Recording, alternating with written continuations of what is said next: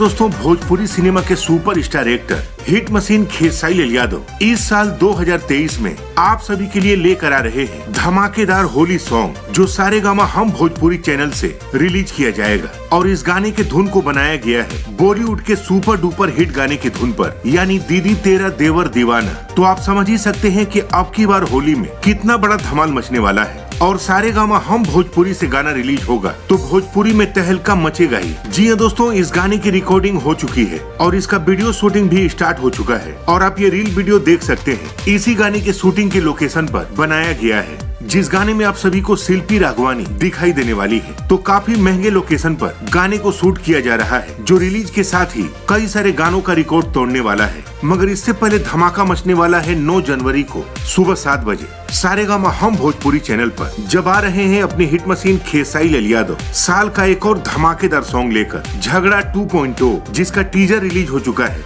और काफी बवाल गाना होने वाला है। गाने को गाया है नेहा राज और अपनी हिट मशीन खेसारी लाल यादव ने। गाने के राइटर और म्यूजिक डायरेक्टर कृष्णा बेदर्दी जी हैं। तो देखना मत भूलिएगा झगड़ा 2 का फुल वीडियो 9 जनवरी को सुबह 7 बजे सारेगामा हम भोजपुरी चैनल पर। तो इसी के साथ मिलते हैं अगली वीडियो में। तब तक के लिए जय हिंद, जय भोजपुरी।